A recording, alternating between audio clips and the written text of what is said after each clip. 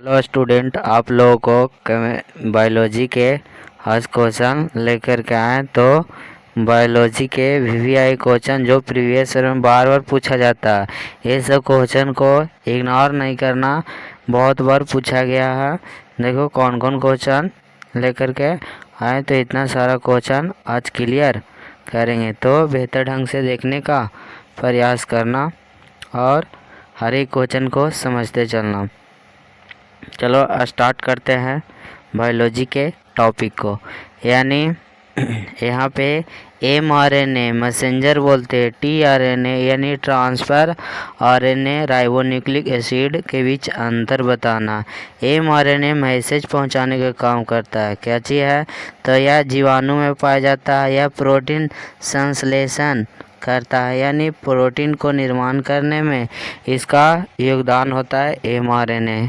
आगे चलते हैं, यानी tRNA ट्रांसफर RNA। तो बोलता है यह एमिनो अम्ल में पाया जाता है। एक इसमें पाया जाता है, एमिनो अम्ल में पाया जाता है।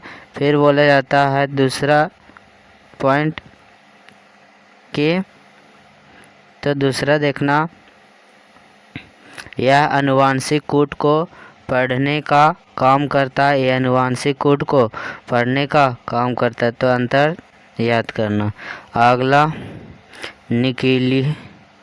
अगला है न्यूक्लियोसाइड और न्यूक्लियोटाइड के बीच अंतर स्पष्ट करना। न्यूक्लियोसाइड और न्यूक्लियोटाइड के बीच अंतर स्पष्ट क्या चाहिए? न्यूक्लियोसाइड को पहले देखते हैं। यह नाइट्रोजन युक्त क्षार तथा शर्करा के संयोग से बनता है। इसका स्वभाव यानी क्षारीय होता है। तो इस प्रकार से ये न्यूक्लियोसाइड। अब न्यूक्लियोटाइड के बारे में आते हैं। तो यहाँ पर यह नाइट्रोजनी युक्त क्षार शर्करा तथा फास्फोरस के संयोग से बनता है और यह स्वभाव से अम्लीय होता है। वो क्षारीय होता है, ये अम्लीय होता है। आगे चलते हैं, यानी 25 नंबर क्वेश्चन, अलैंगिक जनन में अंतर बताना है। ये तो एकदम इजी है। अलैंगिक जनन में एक जनक भाग लेता है, अलैंगिक जनन में 2 जनक भाग लेता है। तो इस प्रकार से चलो आते हैं अलैंगिक जनन।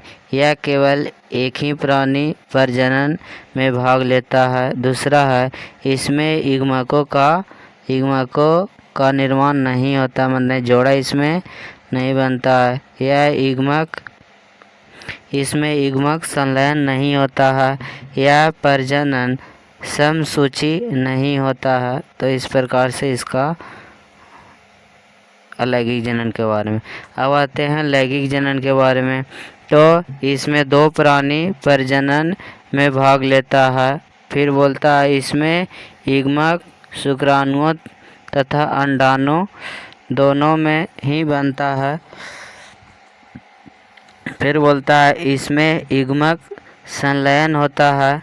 इसमें अर्धसूत्री विभाजन भी होता है। इसमें कौन सूत्री विभाजन होता है? अर्धसूत्री विभाजन होता है। आगे चलते हैं, यानी क्रोमैटिक और हेट्रोक्रोमैटिक के बीच अंतर स्पष्ट करना है। क्रोमैटिक के बारे में जानते हैं। तो इसमें बार बॉडी नहीं होता है और इसमें साइज 30 से 80 एंगस्ट्रम होता है। यह ज़्यादा सक्रिय होता है। हेट्रोक्रोमैटिन, इसमें बार बॉडी बनता है। इसका साइज 250 एंगस्ट्रम होता है। यह कम सक्रिय होता है। 2019 में पूछा गया। आगे चलते हैं, यानी जीन चिकित्सक तथा आणविक निदान में अंतर। तो जीन चिकित्सक क्या होता है? तो जीन चिकित्सक द्वारा जीन दोषों का सुधार किया जाता है।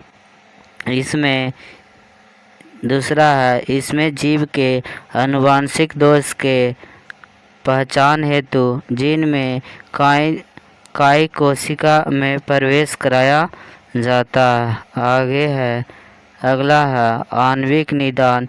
इसमें रोग के प्रारंभिक पहचान के लिए रिकॉम्बिनेंट DNA टेक्नोलॉजी का उपयोग किया जाता है। इस रोग का प्रारंभिक पहचान कि वर्णित किया जाता है। तो इस प्रकार से आगे है वृषण और अंडाणु के बीच अंतर स्पष्ट करना है। वृषण में शुक्राणु निर्माण होता है, अंडाणु में अंडाशय में अंडाणु निर्माण होता है। तो इस प्रकार से ये नर जनन तंत्र है, ये मादा जनन तंत्र है। इसमें टेस्टोस्टेरोन हार्मोन बनता है, इसमें एस्ट्रोजन हार्मोन और 3 प्रकार के प्रोजेस्टेरोन रिलैक्सिन हार्मोन बनता है। एस्ट्रोजन हार्मोन और प्रोजेस्टेरोन हार्मोन और रिलैक्सिन हार्मोन बनता है इसमें। तो इस प्रकार से देखते हैं अंतर वृषण। यह शुक्राणुओं की उत्पत्ति तथा नर लिंग हार्मोन टेस्टोस्टेरोन को स्रावित करता। अंडाशय यह अंडों की उत्पत्ति तथा यह मादा लिंग हार्मोन एस्ट्रोजन को स्रावित करता। एस्ट्रोजन को ही ऑक्सीटोसिन हार्मोन जो मेंस्ट्रुएशन साइकिल को नियंत्रण करता है, और फिर वो प्रोजेस्टेरोन गर्भाशय और स्तन को बढ़ाने में काम करता है। रिलैक्सिन हार्मोन जो डिलीवरी के समय पीड़ा को कम करने में काम करता है। आगे चलते हैं। अगला है रामपिथिकस तथा ड्रायोपिथिकस के अंतर। रामपिथिकस को चेता रामपिथिकस मनुष्य के समान दिखाई देता है। ड्रायोपिथिकस क्या चाहिए होता है तो वन मनुष्य एप के सदृश होता है, मतलब वन मनुष्य जैसा दिखेगा, ये मनुष्य जैसा दिखेगा। आगे अगला 30 नंबर है पूर्ण प्रभाविता तथा आंशिक प्रभाविता के बीच अंतर स्पष्ट करना है। आगे चलते हैं। पूर्ण प्रभाविता तो संकरण के बाद प्रथम पीढ़ी में विपरीत गुण वाले के जोड़ों में दिखाई पड़ने वाले लक्षण पूर्ण प्रभाविता कहलाता। तो इस प्रकार से पूर्ण प्रभाविता तो प्रथम पीढ़ी में विपरीत गुणों के जोड़ों में दिखाई देने वाला पूर्ण प्रभाविता। आंशिक प्रभाविता केकरा बोलते तो संकरण के बाद प्रथम पीढ़ी में विपरीत गुणों के मौजूद रहने ते हुए नहीं दिखाई पड़ने वाला लक्षण को अनुवांशिक प्रभाविता, मतलब उसमें लक्षण है लेकिन नहीं दिखाई पड़ना। इसमें लक्षण है लेकिन दिखाई पड़ रहा है तो पूर्ण प्रभाविता, नहीं दिखा रहा है तो अपूर्ण प्रभाविता। तो इसी प्रकार से हम लोग 10 क्वेश्चन लमसम कर लिए बायोलॉजी के। अब हम लोग नेक्स्ट वीडियो में यानी बायोलॉजी हो गया तो अब हम लोग फिजिक्स के फिर देखेंगे, फिर केमिस्ट्री के भी देखेंगे, फिर बायोलॉजी को। अभी सब्जेक्टिव 3-4 बार करवा देते, फिर ऑब्जेक्टिव करवाएंगे सबका।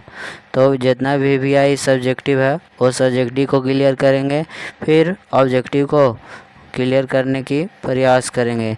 जो क्वेश्चन बार बार पूछा जाता है वही क्वेश्चन लाते हैं।